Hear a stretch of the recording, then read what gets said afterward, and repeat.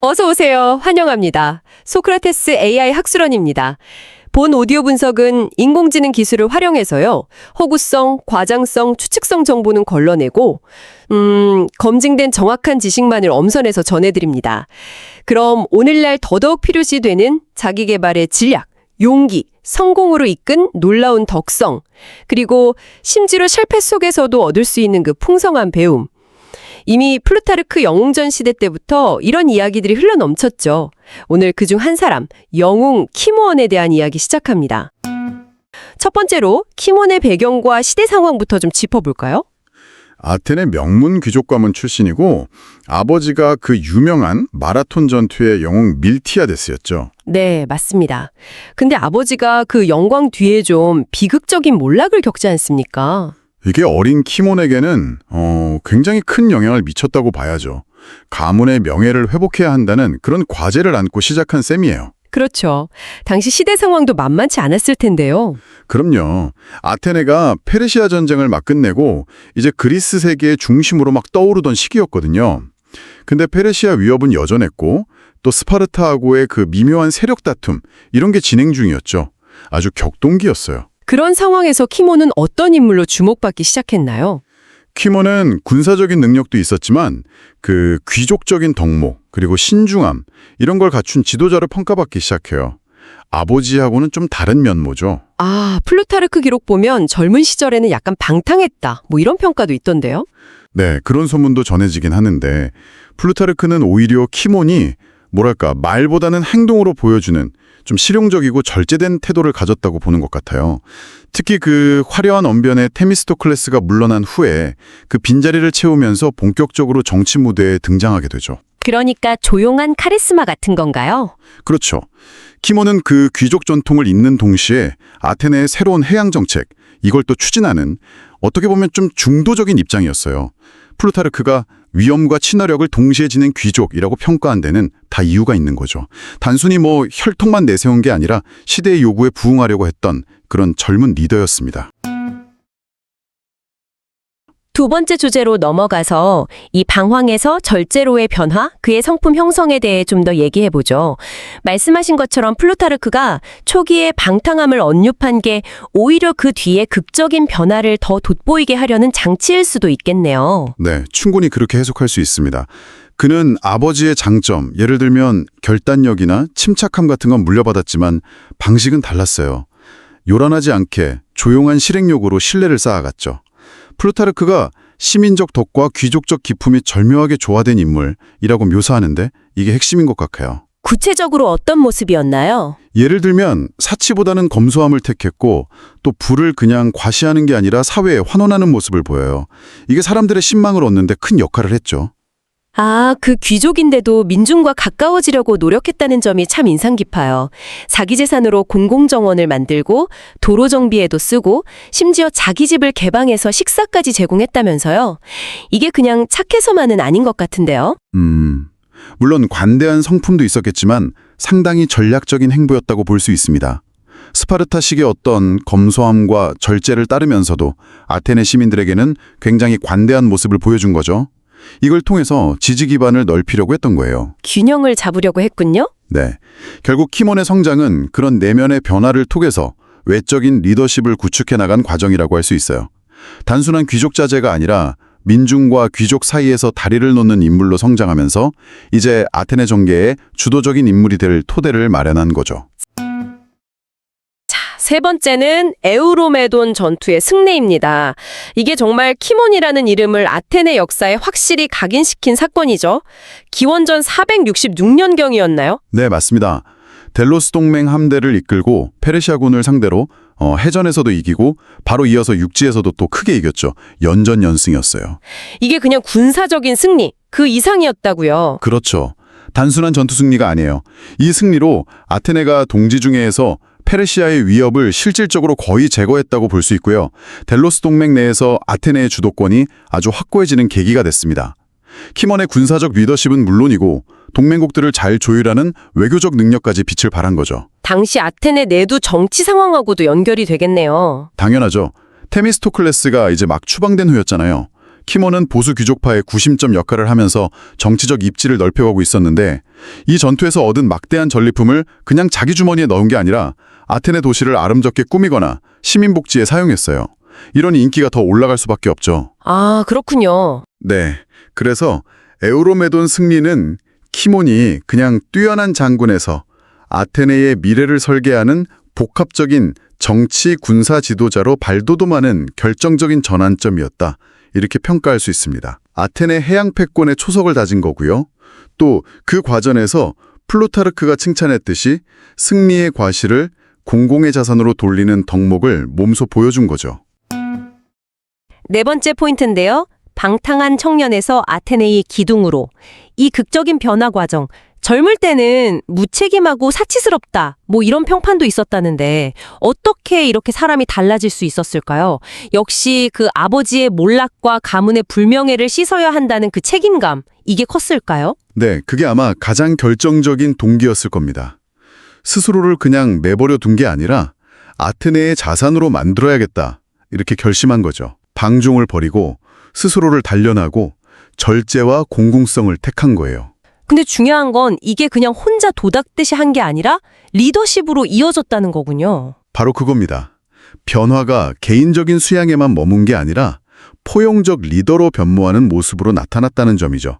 앞에서 말씀드린 것처럼 재산을 시민들과 나눈 거, 이게 단순한 선심 쓰기가 아니라 민중과의 신뢰를 쌓고 자신의 정치적 기반을 아주 탄탄하게 다지려는 어떻게 보면 고도의 전략적 행보였어요. 내 부는 나만의 것이 아니라 아테네의 번영을 위한 것이다. 이런 메시지를 행동으로 보여준 거네요. 이러면 정치적 경쟁자들이 아무리 비난해도 대중적인 정당성을 확보하기 쉬웠겠네요. 정확합니다. 그리고 키몬은 또 다른 면도 있었어요.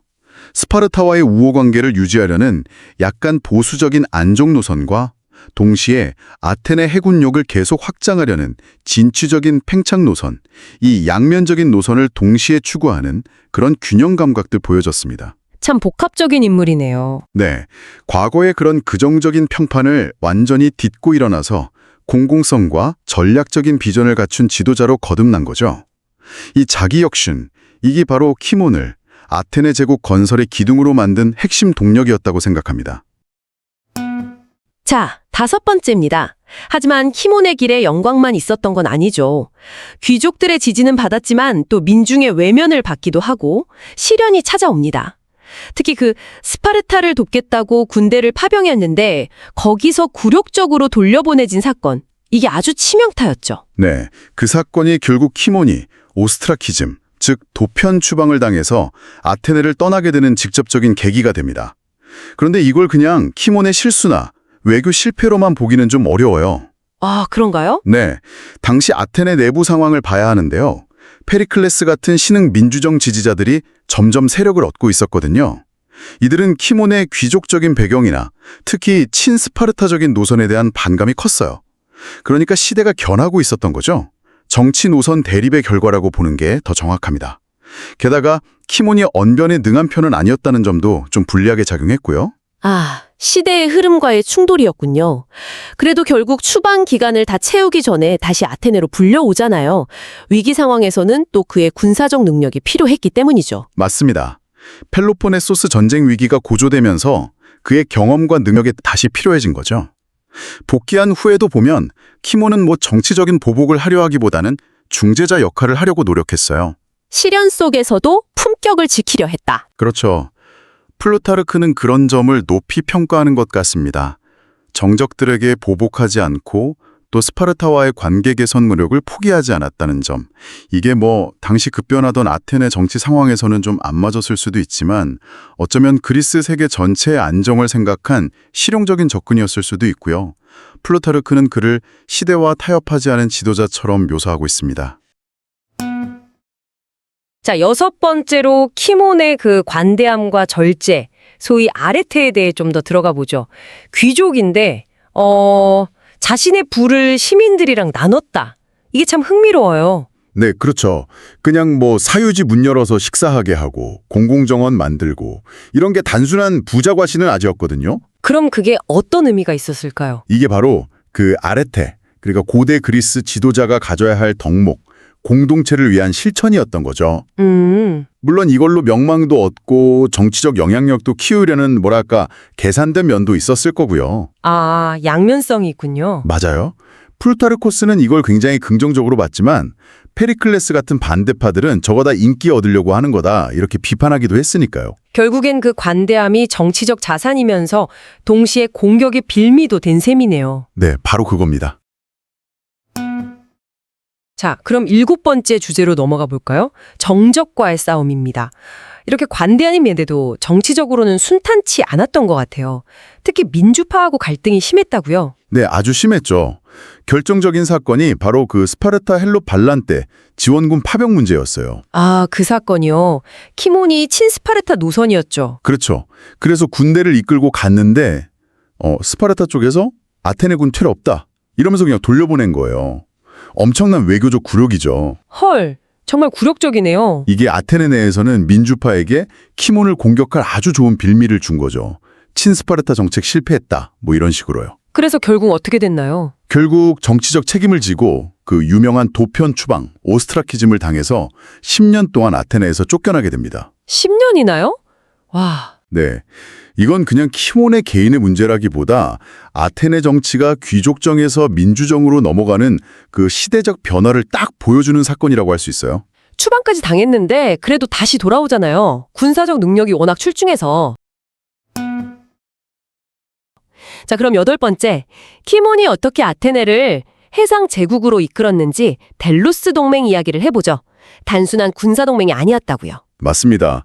키몬이 델루스 동맹의 군사적 성공을 이끌면서 동시에 그 동맹의 성격 자체를 바꿔버렸어요. 성격을 바꿨다는 이유? 에게해 토시들을 페르시아로부터 해방시키고 동맹에 넣잖아요.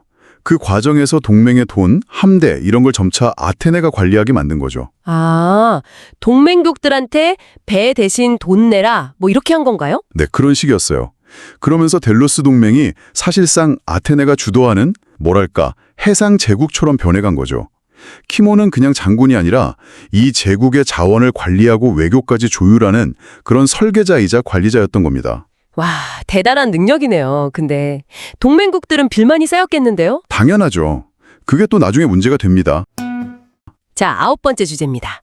아테네 내부에서는 역시 페리클레스와의 경쟁을 빼놓을 수 없겠죠. 이 두 거물의 경쟁, 그리고 또 협력 관계는 어땠나요? 완전히 다른 길을 걸었잖아요. 네, 정말 양극단이었죠. 키몬은 귀족 중심의 안정, 스파르타와의 협력, 페리클레스는 민주정 확대, 아테네 중심의 팽창, 뭐 부딪힐 수밖에 없었죠. 아까 말씀하신 스파르타 파병 실패랑 키몬 추방이 그 경쟁의 정점이었겠군요. 맞습니다. 그게 완전 극단으로 치달은 결과였죠. 그런데 재밌는 건 키몬이 돌아온 다음에는요, 페르시아라는 공동의 적 앞에서 잠시 손을 잡기도 했다는 거예요. 오, 협력도 했어요? 네, 뭐랄까 암묵적으로 역할 분담 같은 걸 한 거죠.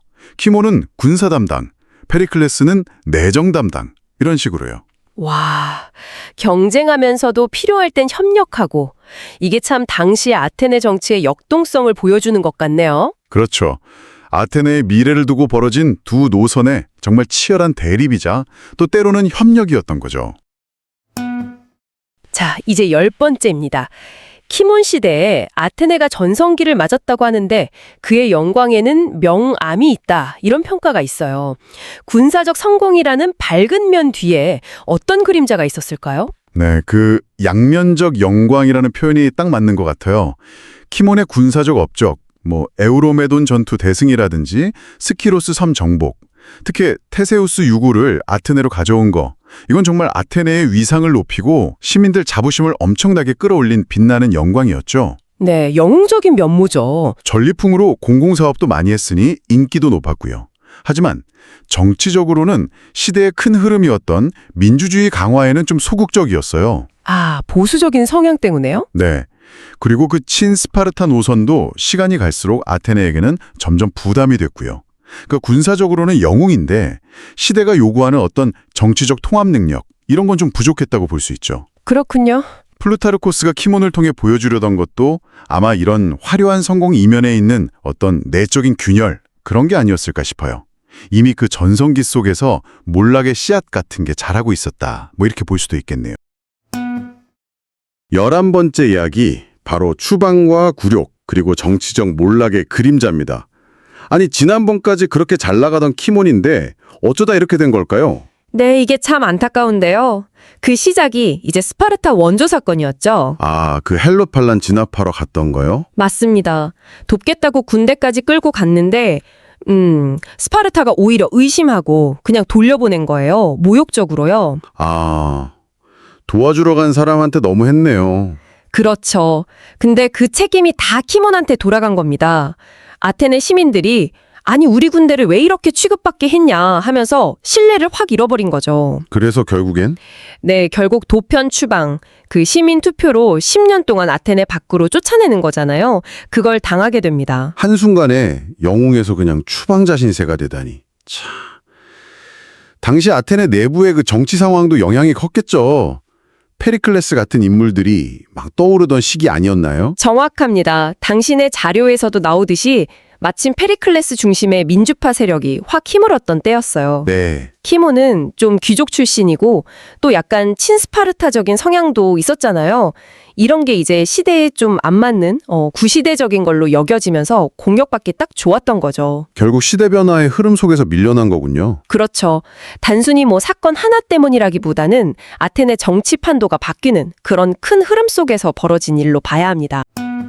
아, 그럼 추방당한 키모는 어떻게 지냈을지 12번째 이야기, 키프로스에서의 마지막 원정, 그리고 영웅의 최후로 한번 넘어가 볼까요? 네, 추방당에서는 이제 그리스 여기저기를 떠돌아다녔습니다. 망명 생활을 한 거죠. 자디가 기초를 닦은 그 델러스 동맹 있잖아요. 그거마저 페리클레스가 주도해서 막 재편하는 걸 지켜봐야만 했고요. 마음고생이 심했겠네요. 그랬겠죠. 그런데 역설적이게도 페르시아의 위협이 다시 커지니까 아테네가 다시 키몬을 찾아요. 그의 그 군사적인 능력, 리더십이 필요했던 거죠. 아, 결국 다시 부르는군요. 시민들이. 네, 시민들이 결국 다시 불러들입니다. 복귀 요청을 한 거죠. 돌아온 키모는 근데 좀 예전과는 달랐을 것 같아요. 그렇죠? 맞아요. 플루타르크 기록을 보면 복귀한 뒤에는 정치적인 뭐 야심 이런 것보다는 군사적인 역할에 훨씬 더 집중했다고 해요. 좀 신중해진 거죠. 약간 국가 위기 상황에 투입된 해결사 같은 느낌이었을까요? 네, 딱 그런 느낌입니다. 그리고 그의 마지막 임무가 바로 그 키프로스 원정이었어요. 동지중해에서 아직 남아있는 페르시아 세력을 완전히 몰아내고 아테네의 해상 패권을 더 확실하게 하려는 아주 중요한 작전이었죠. 키몬 개인에게도 이건 정말 명예 회복의 마지막 기회였을 텐데요. 근데 결과가 좀 안타까웠다고요. 네, 키몬이 이 원정 도중에 키프로스 섬에서 병으로 그만 세상을 떠나고 맙니다. 아, 원정 중이에요. 네, 그의 죽음은 아테네에 정말 큰 충격이었고요. 사실상 키몬이라는 한 시대가 이제 끝났다는 걸 알리는 그런 상징적인 사건이 된 거죠. 이후 아테네는 이제 완전히 페리클레스 시대로 넘어가게 됩니다. 참, 영웅의 삶이 정말 파란만장했네요. 근데 플루타르크가 이런 키몬을 평가하면서 또 재미있는 비교를 하잖아요. 13번째, 공공의 절제 대 사치의 미학. 로마 장군 루쿨루스와 비교한 키몬의 덕 이야기죠. 여기서 플루타르크가 뭘 중요하게 생각하는지가 딱 보여요. 키몬하고 루쿨루스 둘 다 뭐 명문가 출신이고 군사적으로도 성공했지만 그 부를 쓰는 방식이 너무 달랐다는 거예요. 어떻게 달랐나요? 키몬은 자기 재산을 뭐 공공광장을 만들거나 가난한 시민들 식사 대접하고 돕는데 그냥 아낌없이 썼어요. 공동체를 위해서 쓴 거죠.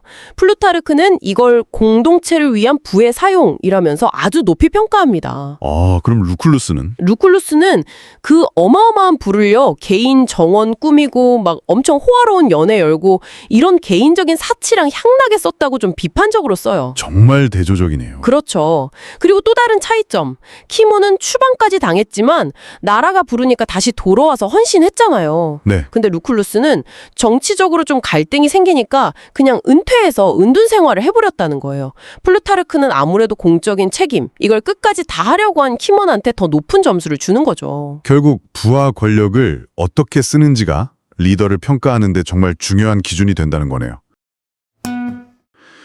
자, 그럼 14번째. 플루타르크가 키몬의 삶을 통해 오늘날 당신에게 전하는 교훈은 뭘까요? 몇 가지 좀 짚어볼 수 있겠는데요. 첫째는 역시 그 시련을 딛고 다시 일어서는 힘, 회복 탄력상이라고 하죠. 추방까지 당했는데 다시 국가를 위해 나섰으니까요. 네, 정말 대단한 점이죠. 그리고 둘째는 부나 권력을 자기 혼자 가지려고 한 게 아니라 공동체랑 나누는 거. 관대함과 절제. 이것도 중요한 리더의 덕목이죠. 그런 리더십 측면 말고 다른 교훈도 있을까요? 아, 그럼요. 그 키몬이 처했던 상황을 보면 전통적인 가치랑 새로운 변화 사이에서 또 협력이냐 아니면 패권이냐 사이에서 계속 고민했잖아요. 그 균형 잡힌 전략적 사고의 중요성도 생각해 볼 수 있고요. 비록 뭐 시대 변화를 완벽하게 따라가진 못했지만 그 노력 자체는 의미가 있다는 거죠. 네네. 마지막으로는 이제 국제관계에서 힘만 내세울 게 아니라 때로는 협력도 하고 또 패권을 유지하는 그 섬세함이 필요하다는 점. 이런 것도 키몬의 성공과 실패를 통해 배울 수 있습니다. 오늘날 리더들에게도 다 통하는 이야기 아닐까요? 그렇네요. 정말 많은 생각을 하게 합니다. 자, 이제 500자 총평입니다. 키몬은 귀족으로서의 어떤 품위를 지키면서도 자기의 부하 능력을 기꺼이 공동체를 위해 나눈 그런 실천적인 지도자였습니다. 전쟁터에선 병사들과 늘 함께했고요. 또 정치적으로 어려운 실현 속에서도 공적인 책임을 피하지 않았죠. 그의 삶은 정말 화려한 성공과 또 쓰디쓴 실패를 다 보여주면서 진정한 리더십이 과연 뭘까? 특히 부와 권력을 가진 사람이 공동체에 대해서 어떤 태도를 가져야 하는가 이런 걸 깊이 생각하게 만듭니다. 키몬과는 아주 다른 방식으로 부와 권력을 사용했던 인물이죠. 다음 편에서 저희가 다룰 로마의 루쿨루스와 비교해 보시면 더욱 흥미로운 점들을 발견하실 수 있을 겁니다. 이상으로 소크라테스 AI 학술원이 제공해드리는 플루타르크 영웅전의 25번째 영웅 키몬에 대한 이야기를 마치겠습니다. 그러면 계속해서 소크라테스 AI 학술원이 제공해드리는 플루타르크 16번째 영웅 루쿨루스에 관한 동영상도 기대해주세요. 안녕!